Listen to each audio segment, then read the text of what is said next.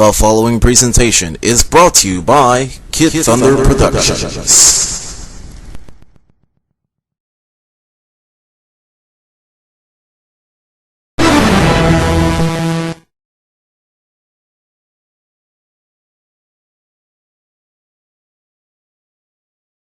Hey everyone, it's Kid Thunder back again with another topic to rant about. This rant is going to deal with something that's been on my mind nearly the past decade. Obviously, I couldn't rant about this topic back then. Now, I'm going to rant about two things. Number one, the rap and the hip-hop music and its culture of the current generation. And number two, BET. In fact, it is safe to say that it's going to be two rants all in one. And by the end of this video, I know I'm going to get a lot of hate mail, whether it's hate comments, hate video responses, whatever, stating that, ew, Kid Thunder, you're a racist bigot bastard, or some other ignorant bullshit comments such as, Kid Thunder, you're such an Oreo, which would relate to the situation. But without further ado, let's move on. On the topic of rap and hip-hop music, what's going on with today's hip-hop and rap music, as well as the industry within, it is safe to say that it is hard to express it all in words, stating that it sucks shit, and not even the regular shit if you ask me. I personally might get an ignorant comment by someone, particularly African American, stating that, quote, well, that's in your opinion. Well, it's my opinion. However, the sad truth is that it's a hard, cool fact. Why do I state this, you may ask? It's primarily because ever since the turn of the century, if not maybe a few years beforehand, it does seem that the rap and hip-hop music genre and the culture itself is taking a dramatic dive down the shithole. Here are my reasons to back my point up. Number one, between 2003, which was when hip-hop started to make its fall, in 2006, some of us, particularly African American, were buying into the whole theory of quote-unquote fuck bitches make money and all that other bullshit. Though I obviously find it better off to not even care that this is the only thing that life is all about. Number 2, 2007, Ay Baby by Hurricane Chris. I sure need to put this stupid head on blast. The first time I've heard of this song was that I found it funny to listen to. But sadly, the truth hurts. Throughout the entire song, Ay Baby is constantly repeated over and over and over. Like, what the hell? 3 years ago, I was talking to a friend of mine who happens to be a radio personnel. He stated that Ay Baby is a song that he doesn't particularly care about. I can relate to what he said because I knew that song basically sucked so much anal fecal matter through a straw. Sure, according to some of you all who are watching this video, you might say that it's supposed to be a track that might be stated as a quote-unquote hip-hop dance track, so to speak. But, being very well to the point, is that, ironically, the question is, what the hell kind of purpose does the song supposed to have? Well, in conclusion to that song, no purpose at all. Why is that? Beats the hell out of me. Number 3, swag. Oh, don't even get me started with this swag bullshit. My question is, what the fuck is swag? And the answer to that question is style. But whoever started that swag garbage in hip-hop should be curb stomped to hell, especially if they are using it out of context, way too much. Even Ciara, who came out with a song entitled Kiss My Swag. Seriously, kiss your swag. How someone is going to quote-unquote kiss the style that you like? How someone is going to, like, you know, look at you and, I mean, just how someone's pretty much going to kiss your swag. In fact, just like what Unsane 187 said, fuck your swag. What the hell, man? Seriously. Kiss my swag. Give me a break. Number 4. A little while ago, Lloyd Banks just came out with a song entitled Beamer Benz a Bentley. I've heard about this song through a coworker I know at my job who actually sang it, and I was pretty annoyed by it. A few days ago, I actually took a listen to the song myself, and I was extremely annoyed by the Beamer Benz a Bentley part.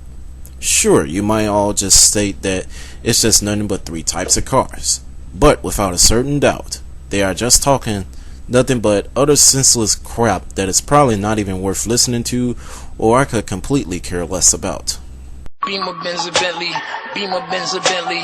Beamer, Benz, a Bentley. My jeans are never empty. Beamer, Benz, a Bentley. Beamer, Benz, a Bentley. Beamer, Benz, a Bentley. Your scheming don't affect me. In fact, Beamer, Benz, a Bentley. How about just say Beamer, Benz, a shut the fuck up? That's my real reason. So, in a nutshell, am I saying that all of today's hip hop is complete trash? No. In fact, there are just a select few hip-hop artists that does have some form of decency in terms of their talent. Sadly enough, the select few good ones does not get any publicity at all. If they do, it receives a little. I mean, whether it's by radio stations such as this shitty Chicago radio station known as WGCI, in which I never had all my time listening to, neither do I care about, as well as watching this shitstorm television station known as BET, which brings to my next topic in this double rant. I can highly agree to what Unsane187 mentioned in his Rap Music Sucks series, stating that the hip-hop industry is flooded with many no-talented rappers who is just only out there for a quick buck off the industry. And I was talking to Wax Headroom, a faithful subscriber of mine, who keeps up with my video reviews, rants, and music videos. He did tell me if he was a music producer and if he owned a record label, I can agree with him that most of these no-talent hip-hop stars would be rejected from the music business. If doo-wop can get stumped out by the Beatles and kicked out by Motown back in the 1960s, so can the hip-hop industry be blasted away by the ones who are truly talented, and hopefully it does. Though compared to doo-wop days in the 1950s and the early 1960s to today's hip-hop, at least the talent in doo-wop was there. Hell, even when the rap and hip-hop in its early lifetime, between 1978 and 1994, was much better to listen to. But on a sad note, many of us as African Americans today won't even buy into the old school hip-hop, or in fact, real hip-hop. Sorry, but Lil Wayne, Gucci Mane, Lloyd Banks, Soulja Boy, T.I., and any other hip-hop star that is no talented, you guys are not worthy to be a part of the hip-hop industry. And if said radio stations such as WGCI in Chicago plays this type of bullshit, shame on you. And that, my friends, brings to my next topic, BET. But hold that thought. I'm not just going to discuss about the general hip-hop and rap songs that's usually be heard. I'm also going to talk about Christian rap too. Now, personally, for me as a Christian, there are some Christian rap music that I can dig due to either the beat and or lyrical sense. Sadly, listening to this genre right now is just slightly better than the general rap songs. If there was a music video on any Christian rap artist, it is hard to tell if they are spreading the gospel of Jesus Christ throughout the world or not. Basically stating that if the music video is considered quote-unquote gospel or quote-unquote secular. But the only problem is this: are Christian rappers producing their music and putting it out there for sharing the gospel, or are they trying to gain fame and fortune as what secular artists would do?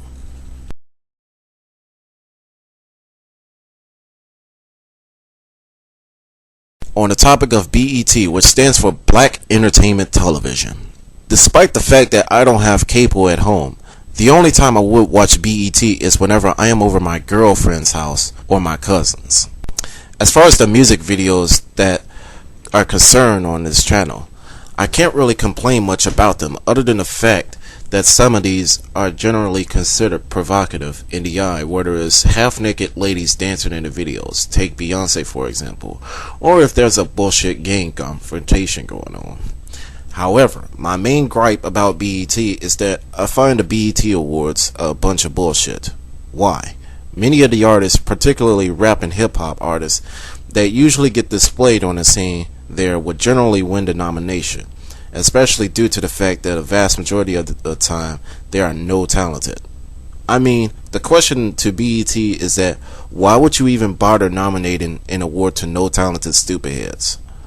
Worst of all, and this is coming from a Christian's perspective, when the no talented, such as Lil Wayne, get nominated, Why would they even bother saying, quote, I thank God for this award, knowing that their music is number one, vulgar, and number two, shitty? And that brings up to my point I mentioned about many hip-hop stars nowadays are only out there for a quick buck off the industry. Here's my question to BET in terms of music. Other than the typical hip-hop, R&B, and gospel artists that generally gets displayed on that channel, what about black music artists who does other genres of music? Take black chiptune artists like myself for an example. It would set the standard of people who are particularly African American that they would branch out from the major three music genres they listen to. You probably would say, quote, nobody's interested. There are black people out there other than myself who is interested in that style of music and even create that type of music too. Sadly, they receive little or no publicity at all. Another thing about BET is the fact that whenever they display movies on the quote-unquote blockbuster film presentation, it's generally the quote-unquote thug life type of movies and whatnot. Ironically, if you look at it this way, my question goes out stating, quote, is this all what society thinks of us as blacks?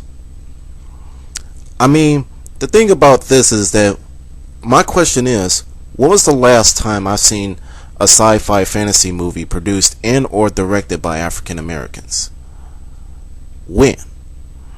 I mean, not all blacks are obviously interested in that thug or gang life related bullshit that comes on. Worst of all, it's a shame that most of us as blacks who are listening to this video would buy into the whole theory of quote-unquote gang life and whatnot. And it's even worse that, half of us get killed for, gang related bullshit too. The only thing I find worth watching on BET is the documentaries about a certain musician or whatever they would pretty much have from time to time.